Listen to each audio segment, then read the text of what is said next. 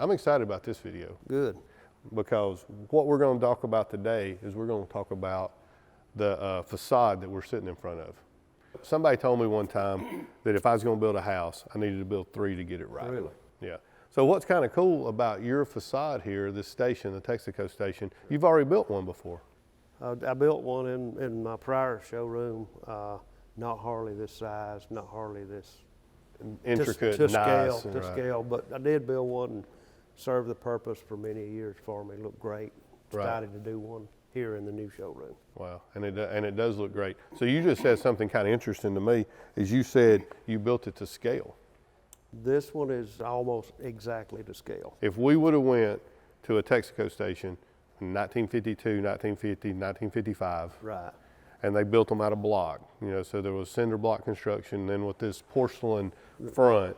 Well, I think the porcelain come around the mid 50s to later 50s, after the block masonry deal. So to scale, and we were talking about it earlier, within a couple of inches. Right. I mean, we're talking about the drive path through, the size of the canopy. Right. I mean, it is like doors, pretty much on the money. Doors, windows. They're where they are. Bay doors, size, yeah. It's kind of neat. We'll talk about it a little later, but the bay doors, lubrication and washing, is that what they would have said? It is. And now when I look over here to my right, I notice that you have 3 pumps, the air caddy. I call this guy Wheeler. Anybody from our little community knows that up the road there was Wheeler's Texaco. And the building we're in was built in the 50s as well, right? 52. 52. So, I mean, we've got a 1952 building with a 55, 57 replica Texaco station. I noticed some other things. You've got maybe the oil caddy. That's what is in the center there, right? That's an oil caddy that they kept the quarts of oil in.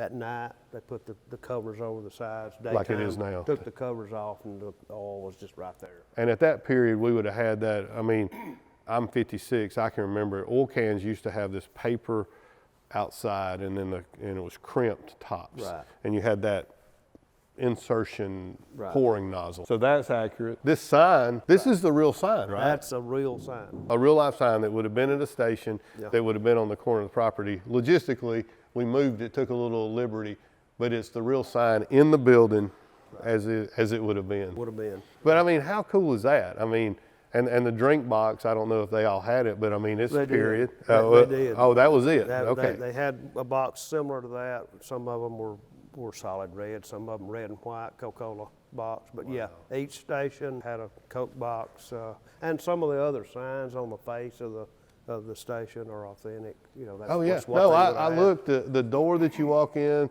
the entrance to the restroom, the shop. You've got the hand lettered address over the window. Right. This would all been period correct. One I'm going to point out is the registered restrooms sign here on the face. Every station had that sign on the face of it. Right, because they were bragging about the cleanliness of the rest. Every Texaco station you see in this era will have that sign on the face of it. Right. Absolutely. I mean, so you've played correct homage to a Texaco, down to the stars, the size of the signs, the thing. Now you did take a little liberty on the neon look. Yeah, that would have been a 3 green stripes.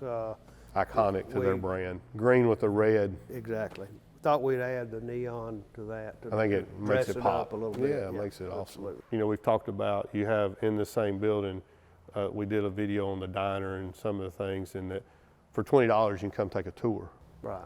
And I was kind of hazing you and kidding you a little bit that I had an older car that I wanted to bring up here and take a picture, and you're like, yeah, whatever. And I'm like, no, could I come up here and take a picture? And you're like, well, you have the cars and stuff in here, and I understand that. Right. But I kind of hit you up. I said, if I gave you $100, could I come up and take a picture? And you said I could. So, Dee and those folks with the museum, they may be not too excited with me right now, but I bet you if somebody offered you $100, could they bring their car and put it right here in front of the Texaco and take some pictures of it? I mean, some people might want to market their vehicle or whatever. Well, that's true. That's true. It would be a good backdrop, I guess. I bet you guys, y'all, if you're not doing anything, you've got a car that you think would fit in the 50s era station, bring them $100, and he'll move the stuff out. David will help move the stuff I'll help out. move the cars. And, But I mean, where else could you go to get that? And then look at here, Greg. We're sitting on. Are these authentic or some they're reproduction you have? reproduction. They are reproduction. We're sitting on 2 Texaco stills. Like you said, you have the Coke machine, and the Coke box is period and Period correct. correct, So and- you could have been there. That's what you would have seen. Exactly, and the registered restrooms. So sign- this sign is like you took one and made it right, exactly the right, same. Right, would be on any Texaco station. This oil caddy. The cans. We're correct. The trash can, all that. Is right.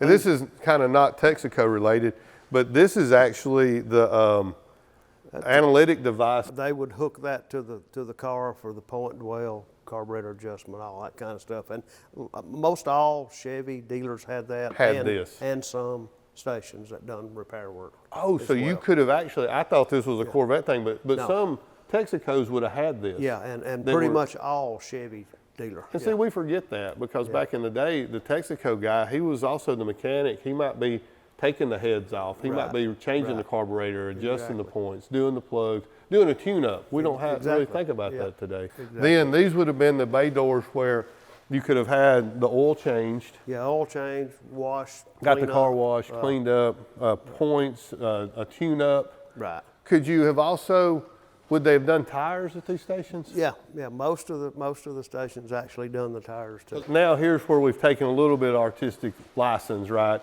The Right. shops wouldn't have been air conditioned, well lit, and looked like this, but Probably this not. is how Probably they would not. have been though. We would have maybe had a lift, Right, but it'd been an old hydraulic lift like you took out of here. exactly. And then the office would have been kind of here, Right. and this is where you could have had a cracker. They would have had the cash register and all that. Exactly. So exactly. pretty accurate representation. And then a shop you have, obviously, where you have a lift with a wash bay. Right. So when you get a Corvette in, you can raise it up, Right. show Right. over it. Hot wash bay, hot water plumbed in. Hot water, yeah. You know, wash the cars with hot water. Get what you need. Have a door if you want to close it. Then you have the lift here if you want to do service. You've got the rolling lift, I call it. Is that correct? Right, Where 4 you, posts, yeah. 4 posts where you have this car under suspension weight and still do work on the car. Exactly. Yeah. Right. And I noticed on your website you have lots of pictures, and some of them are from the bottom, and these are the lifts that you These are the utilize. lifts I use. Basically, David, in the wash bay is where I make my chassis pictures right here. And this is part of the tour. You get to walk around Yeah, and see all yeah. this. I leave this door open pretty Mm-hmm. much all the time. People can walk right in here, See look, how you at, do look it. at what I'm doing. Yeah, whatever car you're working on Yeah, at the time. anytime. That's part of the tour.